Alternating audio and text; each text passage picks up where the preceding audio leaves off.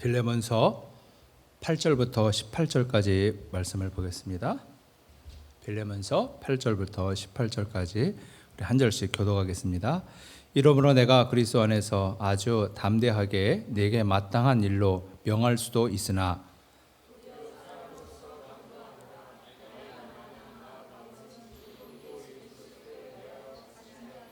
갇힌 중에서 낳은 아들 오네시모를 위하여 내게 간구하노라.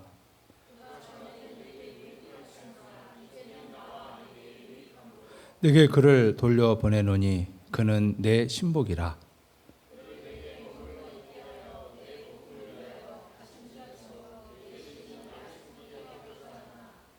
다만 내 승낙이 없이는 내가 아무것도 하기를 원하지 아니하노니 이는 너의 선한 일이 억지같이 되지 아니하고 자의로 되게 하려 함이라.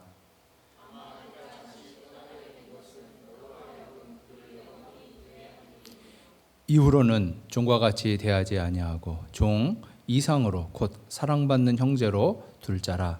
내게 특별히 그리하거든 하물며 육신과 주 안에서 상관된 내게랴.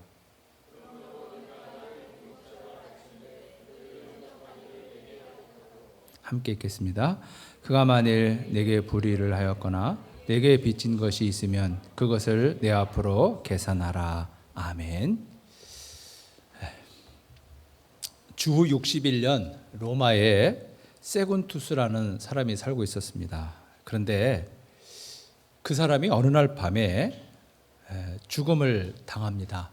근데 이 세군투스라는 사람은 아주 높은 사람이에요. 그래서 네로 황제 밑에서 말하자면 행정장관을 하는 사람인데 그가 밤에 살해를 당한 것입니다. 근데 누가 그를 죽였느냐 하면 그 집의 노예가 그를 죽인 거예요. 이런 경우 로마 관습법에 의하면 주인을 살해한 노예뿐만 아니라 그 집안에 있는 모든 노예들을 죽이도록 되어 있었습니다. 그런데 논란이 되었던 것은 무엇이냐면 세군투스라고 하는 사람의 집에는 노예가 무려 400명이나 있었다는 거예요. 그리고 세군투스라고 하는 사람이 이 노예들에게 원한을 살 만한 것이 꽤 많이 있었다는 거예요. 주인이 노예에게 함부로 대하는 것은 당연한데 세군투스의 경우에는 그 도가 많이 지나쳤다는 거예요. 그래서 집안에 있는 노예에게 죽임을 당한 것입니다.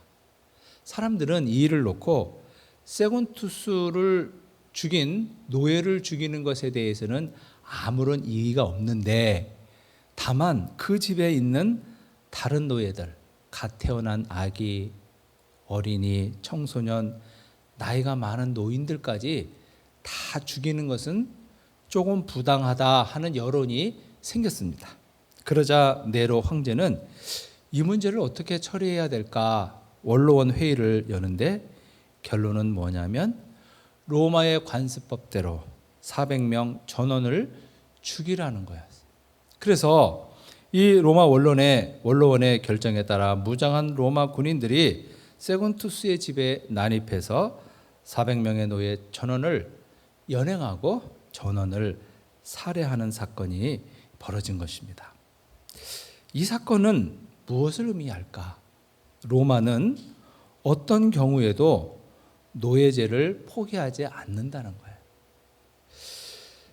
이 세군투스의 경우에 그가 노예들을 너무너무 함부로 대해서 죽임당한 그러한 원인 제공자이기는 하지만 그렇다고 해서 그 집안에 있는 다른 노예들 중에 일부를 살려둔다면 너무 어린아이라고 살려두고 나이가 많은 노인이라고 살려두면 이런 예외가 인정이 된다면 로마가 지금까지 지탱해온 이 노예제도가 무너질 수 있다는 거예요. 그렇기 때문에 이 노예제도를 지켜가기 위해서는 가혹하지만 그럴 수밖에 없다는 것입니다. 그러면 왜 로마 사람들은 이렇게 노예제에 대해서 연연했을까? 그것은 노예가 이 사람들에게 주는 서비스가 너무 많은 거예요. 여러분, 오늘날 우리가 집안에서 세탁기나 뭐 식기세척기나 청소기나 이런 거 없이 살 수 있을까요? 우리가 그런 거 없이는 산다는 게 굉장히 어려울 겁니다. 근데 이런 역할을 당시 노예들이 한 거예요. 그렇게 오랜 세월 그런 노예들의 서비스를 이 로마 사람들이 받다 보니까 이제는 노예가 없는 삶을 상상할 수 없게 된 거죠. 그래서 노예제를 지키기 위해서 이 사람들은 이렇게 무리수를 둔 것입니다. 로마 사람들이 노예에 대한 태도를 가장 잘 보여주는 사건이 주전 73년에서 71년경에 있었는데, 그 로마의 그 노예 검투사 출신의 스파르타쿠스라는 사람이 있었는데, 이 사람이 동료 검투사들을 이렇게 그 사람들과 이렇게 힘을 합쳐서 이제 반란을 일으켰습니다. 그러니까 칼을 잘 쓰는 사람들이니까 로마 사람들이 그들을 진압하는데 어려움을 겪었어요. 이 스파르타쿠스를 따르는 사람들이 노예들이 무려 10만 명이나 되었습니다. 그러자 로마에서는 노예들에 대해서 협상을 하지 않습니다. 저 노예들은 협상의 대상이 아니라 진압의 대상이라는 거예요. 그래서 로마에서는 정예병을 편성해서 이 10만 명의 난을 진압을 하고 6천 명의 노예들을 사로잡습니다. 사로잡은 노예들을 아피아가도, 그러니까 당시 로마에서 가장 번화한 길, 가장 많은 사람들이 다니는 그 길에 십자가 6천 개를 세워요. 우리 이것으로 말하면은 그 맨하탄 타임스퀘어 광장 같은 그렇게 사람들이 많은 곳이, 거기에 십자가 6천 개를 세워서 노예들을 산채로 매답니다. 그래서 모든 로마의 시민들이 다 볼 수 있도록, 그리고 이 노예가 반란을 일으키면 이 꼴 난다는 것을 전 로마의 속주들, 로마가 지배하는 모든 속주들에게 이 소식이 가장 잘 전해질 수 있도록 그 아피아 가도에서 이들을 십자가형에 처해버립니다. 이것이 제국의 본질이에요. 제국은 왜 다른 나라를 무력으로 정복할까? 이익을 얻기 위해서 그래요. 로마는 다른 나라를 정복하고 반드시 그 나라에게 세금을 걷습니다. 그래서 해마다 로마는 자기들이 지배하는 각 속주에 할당된 돈을, 세금을 부과해요. 금년에 유다에서는 몇 달란트를 내라. 그럼 그 돈을 반드시 거둡니다. 그리고 이 속주에서 다른 어떤 저항보다도 조세 저항, 세금을 내지 않겠다라고 저항하는 것은 용서하지 않았습니다. 가차없이 그들을 지배해요. 그래서 속주를 지배해서 거기에서 많은 노예들이 생기고 해마다 돈이 나오기 때문에 그들은 이렇게 제국을 유지하고 제국을 이렇게 확대하는 데 혈안이 되었던 것입니다. 근데 이 사람들이 어느 정도 이 세금에 집착을 했느냐면, 가령 유다의 경우 금년에 유다에서 몇 달란트를 내라 했는데 그 돈이 부족하면 로마는 어떻게 했냐면 예루살렘 성전에 있는 돈을 가져갔어요. 예루살렘 성전에는 사실 돈이 많았습니다. 왜 많았냐면 이스라엘에 사는 유대인들도 헌금을 하고요. 그리고 전 세계에 흩어져 있는 유대인 디아스포라들이 고국을 그리워하고 성전을 그리워하면서 해마다 11조를 보내는 사람들이 있고, 그리고 순례객들이 와서 헌금을 많이 해요. 그래서 예루살렘 성전에는 언제든지 돈이 있는 걸 알아요. 그래서 이 로마 사람들은 다른 지역보다 좀 과한 세금을 유다에 매기고, 거기서 그 돈을 유다 사람들이 세금으로 내지 못하면 그 돈을 예루살렘 성전에서 가져오는 거예요. 여러분, 제국의 본질은 한마디로 말하면 물질이고 돈이에요. 그것 때문에 그들은 다른 사람들의 고통은 아랑곳하지 않고 노예제를 유지하고 다른 나라를 침략해서 지배하고 돈을 거둬들인 것입니다. 여러분, 그렇다면 하나님 나라의 본질은 무엇일까? 하나님 나라의 본질은 한 영혼입니다. 하나님 나라의 본질은 한 영혼이 천하보다 귀하다는 거예요. 그 예수님은 사람을 구별하지 않으셨어요. 어떤 사람은 귀하고 어떤 사람은 천하다, 그렇게 예수님은 생각하지 않았습니다. 로마 사람들은 사람을 구별하지요. 그래서 로마의 귀족이나 로마의 시민권을 가진 사람들은 특별했습니다. 당시 로마 시민권자가 갖는 특혜는 오늘날 미국 시민권자가 갖는 거의 한 300배는 될 거예요. 엄청난 특권을 그들은 갖고 살았습니다. 그러나 노예들은 너무너무 고달파요. 노예는 주인을 위해서 할 게 없으면 살아야 할 이유도 없는 거예요. 그리고 로마 사람들은 남자의 가치와 여자의 가치가 다르다고 생각했어요. 그래서 남자가 여자를 차별하는 것은 너무나도 당연하다고 생각해요. 또 유대인들은 이방인과 유대인이 다르다고 생각했어요.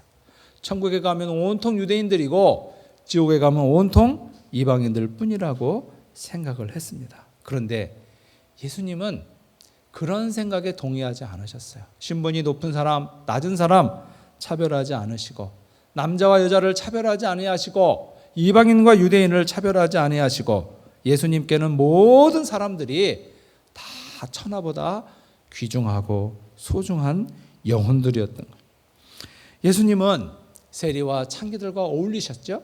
그런데 유대인들은 절대로 세리와 창기들과는 어울리지를 않아요. 우리가 쓰레기를 만지면 손에서 쓰레기 냄새가 나듯이 그들은 이 세리와 창기들과 어울리면 자기가 오염된다고 생각했어요. 그래서 유대인들은 세리와 창기들이 지나가도 길에서 눈도 마주치지 않았습니다. 그러나 예수님은 그들과 어울리셨어요. 왜냐하면 그들도 소중한 하나님의 백성이기 때문에 그래요. 예수님은 가난하고 소외되고 병든 사람을 만나주시고 치료해 주셔요. 왜냐하면 그들은 예수님이 치료해 주지 않으면 누구도 그들을 치료해 줄 사람이 없었고, 돈이 없어서 스스로 치유할 수 있는 능력이 없었어요. 그렇지만 그들도 귀신으로부터 자유할 권리가 있고 병으로부터 자유해서 건강할 권리가 있는 사람들이기 때문에 예수님은 그들을 치료해 주시고 그들을 자유케 하셨던 거죠. 여러분, 요한복음 15장에 보면 세 개의 비유가 나오죠. 잃어버린 드라크마 비유, 그리고 양의 비유, 잃어버린 양의 비유, 그 다음에 탕자의 비유가 있는데, 이 비유에 보면 잃어버린 것이 있죠. 근데 이 비유의 공통점은 잃어버린 것인데, 잃어버렸다고 그만두는 것이 아니라 찾아 나서는 것. 특별히 예수님께서는 그 잃어버린 양의 비유에서 양이 99마리가 있고 한 마리가 없어졌을 때 99%가 있으니까 만족, 이게 아니라 양 99마리를 두고 그 한 마리의 잃어버린 양을 찾아 나선다는 거예요. 이것이 가장 하나님 나라의 가치 핵심을 보여준다고 말할 수가 있는 것이죠. 이렇게 로마 제국 안에는 물질의 가치를 추구하는 로마 제국이 있고, 그 안에 하나님 나라의 가치를 추구하는 하나님의 백성들이 있었던 거예요. 근데 로마 제국 안에 살면서 그들은 하나님 나라를 이 세상에 세워가고, 자기들이 로마의 제국에 살면서도 하나님 나라의 백성으로 살아갔던 거죠. 오늘 그 사건이 이 본문에 나오는데, 본문은 사도 바울이 빌레몬에게 보낸 편지죠. 이 사도 바울이 로마의 감옥에 있는데 어느 날 보니까 오네시모라고 하는 사람이 들어와요. 그래서 이야기를 하다 보니까 세상이 너무너무 좁게, 그 사람이 바로 빌레몬의 종이었던 거예요. 근데 이 사람이, 이 오네시모라고 하는 사람이 저기 소아시아의 골로새, 오늘날로 말하면 터키 서부에서부터 도망해서 로마시까지 온 거예요. 그 아시아에서 이 이탈리아 로마까지 왔으니 그가 얼마나 먼 거리를 온 거예요. 근데 붙잡혔어요. 붙잡혀서 이제 바울과 함께 감옥에 있게 돼요. 세월이 가면 오네시모는 반드시 처형감이에요. 바울은 오네시모에게 위로하고 이 오네시모에게 복음을 전합니다. 이 오네시모가 바울이 전하는 복음을 듣고 예수 그리스도를 영접했지만 이 오네시모 안에는 근본적인 불안이 있어요. 나는 곧 죽을 것이라는, 처형될 것이라고 하는 두려움 때문에 그는 극한의 공포 속에 살아갑니다. 특별히 오네시모가 더 두려워할 수밖에 없었던 것은 뭐냐면, 이 바울이 빌레몬에게 이 편지를 쓴 때는 주후 62년이고 제가 서두에 말씀드린 세쿤투스의 노예들 400명이 한꺼번에 처형된 때는 그러니까 주후 61년이에요. 그러니까 1년 전에 일어났던 사건이에요. 그러니까 이 오네시모라는 사람은 그가 골로새에 있을 때에 세쿤투스의 이야기, 그 종들이 400명이 죽었다는 이 이야기를 듣지 못할 수도 있지만 그가 로마에 온 이후에는 반드시 들었을 것입니다.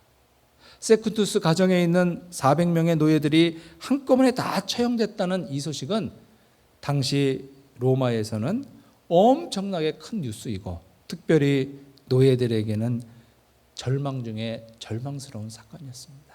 그렇기 때문에 오네시모는 더 두려운 거예요. 자기가 자기 주인 빌레몬에게 큰 손실을 끼치고 도망 나왔는데 붙잡혔어요. 그리고 감옥에 있어요. 그래서 지금 예수를 믿었지만, 그래서 하나님의 자녀가 되었지만, 이 자기가 예수를 믿고 하나님의 자녀가 되었다는 그것을 느낄 수가 없어. 죽음의 공포가 너무 컸기 때문에 그런 거죠. 오네시모는 기도했겠죠. 주님, 저를 좀 불쌍히 여겨 주십시오. 저를 좀 살려 주십시오. 그런데 살아날 가능성이 없어요. 도대체 이 세상에서 어느 누가, 로마 제국에서 어느 누가 말하는 짐승에 불과한 노예 오네시모를 위해서 나서주겠습니까? 누가 오네시모의 편을 들어주고 누가 오네시모를 위해서 변호를 해주겠어요? 그 기대할 수 없는 것입니다. 오네시모는 시간이 가면서 체념했을 거예요. 아, 이제 나는 죽었다. 바울이 전해준 복음에 의하면 천국이 있다는데 내가 죽어서 천국 갈까? 뭐 이런 생각은 했지만 다시 자기가 이 땅에서 죽지 않고 살 것이라고 하는 것은 기대할 수 없었습니다. 바울은 그런 오네시모를 보면서 저에게 가장 필요한 게 무엇일까 알았겠죠? 저 오네시모에게 제국의 법을 적용하면 100% 죽는 거예요. 그러나 저 오네시모에게 하나님의 법을 적용할 수만 있다면 그는 100% 사는 거예요. 그는 살아서 새로운 생명으로 살아갈 수 있고, 하나님의 구원을 죽어서만 경험하는 것이 아니라 이 땅에서도 가장 극적으로 그가 구원을 경험할 수 있는 거죠. 그래서 바울이 빌레몬에게 편지를 보냅니다. 근데 이 빌레몬과 바울은 어떤 관계냐면, 사도 바울이 에베소에서 3년간 사역할 때 골로새에 사는 이 빌레몬이라는 사람이 사업차 이 에베소를 방문한 것 같아요. 그런데 이 사람이 에베소에서 바울을 만나요. 그리고 바울을 만나서 이 빌레몬이 예수 믿는 사람이 되는데, 편지의 내용을 쭉 보니까 이 빌레몬이라는 사람이 예수를 단순한 영적인 스승이 아니라 영적인 아버지요 멘토처럼 여기는 그런 관계였던 것 같아요. 그래서 바울은 이 빌레몬에게 편지를 하면서 뭐라고 말하냐면, 내가 너에게 오네시모를 용서해 주라고 명령할 수도 있지만 나는 그렇게 하기를 원하지 않는다 그래요. 내가 스스로 알아서 이 오네시모를 형제로 받아들여 줬으면 좋겠다라고 부탁을 해요. 그 내 승낙을 내가 기다린다는 거예요. 그러니까 바울은 빌레몬에게 무엇을 요청하는 거냐면, 우리 둘이 우리 속에 있는 이 복음의 능력으로 이 불쌍하고 가엾은 오네시모를 살려주자는 거예요. 그에게 제국의 법이 적용되지 않도록 우리가 갖고 있는 이 하나님의 법으로 이를 살려주자는 것입니다. 그래서 오네시모를 죽음에 있게 하지 말고 그것을 다시 살게 해서 그가 하나님의 백성으로 이 땅에서 살면서 하나님 나라를 위해 일하는 축복의 사람이 되게 하자는 것입니다. 여러분, 제국은 탐욕, 물질의 가치, 그것을 위해서 다른 나라를 지배하고, 제국이 추구하는 가치에 저항하는 사람들은 가차없이 처단했습니다. 그런데 하나님의 법, 하나님의 나라에는 그 추구하는 핵심 가치가 다릅니다. 하나님의 가치, 하나님의 법은 사람을 죽이는 것이 아니라 사람을 살리는 것이지. 그래서 사도 바울은 지금 로마의 법에 의해 죄수의 신분으로 감옥에 있습니다. 그렇지만 바울은 저 오네시모에게는 제국의 법이 적용되지 않고 하나님 나라의 법이 적용되기를 원하고, 그래서 그를 하나님 나라 백성으로 받아주기를 원했던 거죠. 당시 로마 사람들이 보면 이해할 수 없었을 거예요. 그깟 노예 하나가 뭐라고. 그러나 바울에게는 그 오네시모가 그깟 노예가 아니에요. 로마 제국은 사람에게 노예라고 하는 껍데기를 씌운 거예요. 멀쩡한 사람에게 노예라고 하는 껍데기를 씌워서 그 사람을 천한 사람으로, 함부로 해도 되는 사람으로 그렇게 사람들에게 껍데기를 씌워서 차별했던 것입니다. 그런데 바울은 그 오네시모에게 덧입혀진 노예라고 하는 그 껍질을 벗고 그 안에 있는 하나님의 형상을, 그가 정말 소중한 사람이고 가치 있는 사람이라는 것을 아는 거죠. 그래서 바울은 이례적으로 오네시모에게 편지를 보낼 때 친필로 보냅니다. 이게 굉장히 중요해요. 바울은 늙어서 눈이 굉장히 나빠가지고 편지를 쓸 때 친필로 잘 안 썼어요. 바울이 로마서를 쓸 때도 또 고린도전서를 쓸 때 대부분 대필을 합니다. 그러니까 더디오 같은 사람, 두기오 같은 사람을 옆에 두고 이제 불러주면 그 사람들이 쓰는 거예요. 근데 이 로마의 감옥에서 바울은 오네시모를 위해서 빌레몬에게 그 침침한 눈을 가지고 친필로 편지를 쓰는 거예요. 이 아이에게, 이 불쌍한 아이에게 제국의 법을 적용시켜서 죽게 하지 말고 그에게 하나님 나라를 경험케 하자고, 용서받을 수 있는 자격이 없는 자에게 그럼에도 불구하고 용서해 주시는 하나님의 용서를 그에게 경험케 하자는 거예요. 오네시모는 예수 그리스도의 은혜를 받을 만한 자격이 있는 사람 아니에요. 그죠? 그는 노예고 당시 법에 의하면 무조건 사형이에요. 그가 예수 그리스도를 위해서 무엇을 내세울 것이 없지만, 그러나 용서하시고 받아주시는 그리스도의 은혜를 따라서 그에게 새 생명을 주자는 것입니다. 여러분, 오늘 우리가 살고 있는 이 세상은 자본주의 사회이지요. 우리가 살고 있는 미국은 자본주의가 가장 발달한 나라 중에 하나예요. 여러분, 자본주의 사회 속에서 돈의 위력은 대단합니다. 여러분, 우리가 돈 가지고 안 되는 것과 돈으로 해결되는 것을 손으로 적어본다면 돈 가지고 안 되는 거 몇 개 안 돼요. 돈 가지고 되는 건 너무너무 많아요. 돈의 위력이 정말 대단하다고 느껴질 수 있는 사회가 이 자본주의 사회입니다. 여러분, 서울에서는 정말 유치하게 사람들이 아파트 평수 갖고 사람을 구분한대요. 당신 몇 평에 살아? 막 그런데. 그리고 타고 다니는 차를 가지고 사람을 구분한대. 사람들이 그래서 좋은 차를 사려고, 좋은 옷을 입으려고, 그리고 좋은 가방을 들고 다니려고 노력을 하는 거야. 내가 무시당하지 않으려고. 나보다 잘난 사람 앞에서는 주눅 들고 나보다 못한 사람 앞에 갑질하는, 이거는 하나님의 나라와는 전혀 관계 없는 것이죠. 우리가 이렇게 이 자본주의 사회 속에서 그렇게 남과 비교하고 살다 보니까 우리 살아가는 삶이 너무 힘들어요. 물질을 가지고 내 가치를 증명하려고 하니까 사는 게 너무 힘들고 어렵습니다. 그런데 이러한 자본주의 사회 속에서 우리가 꽃피워야 될 나라는 하나님 나라인 거예요. 그 옛날 바울과 빌레몬이 차가운 로마의 그 세속의 도시에서 따뜻한 하나님 나라를 세워갔던 것처럼 오늘 자본의 가치가 절대화된 이 세상 속에서 우리 그리스도인들, 특별히 우리 예수마을교회 우리가 세워야 할 나라는 하나님의 나라인 거죠.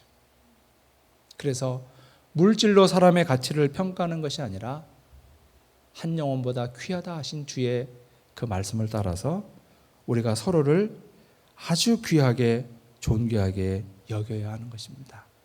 그래서 여러분, 내가 있는 가정과 그리고 내가 속한 교회, 내가 일하는 일터에서 다른 사람의 생명의 가치를 존중하고 귀하게 여길 때 내가 있는 곳에 하나님 나라가 세워지는 것입니다.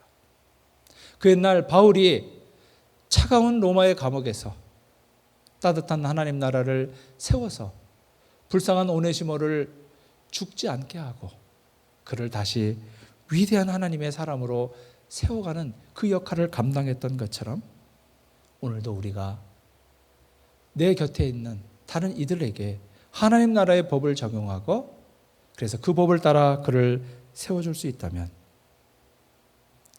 우리 속에 하나님 나라가 커져가고 하나님 나라가 완성되어 가는 것입니다. 여러분, 우리는 살면서 다른 사람의 도움이 꼭 필요할 때가 있었지요. 그때 정말 힘들고 어려울 때 누군가 다가와서 나를 위로해주고 내 손을 잡아주고 나를 위해 기도해주고 나와 함께 울어주었던 그 누군가 있다면 적어도 내 기억 속에 그 사람은 사람으로 보이지 않고 하나님의 천사로 보였을 것입니다. 하나님이 그 사람을 통해 나를 위로하는구나 하는 그 위로를 느꼈을 거예요. 그게 바로 우리가 세워가야 할 하나님 나라의 모형입니다. 우리 안에 이렇게 하나님 나라가 세워질 수만 있다면 우리는 이 자본주의 세상 속에서 사람들을 구별하고 차별하는 이 세상 속에서 따뜻한 하나님 나라의 그 위로와 그리고 하나님 나라의 그 위대함과 그 아름다움을 누리며 살아갈 수 있을 것입니다.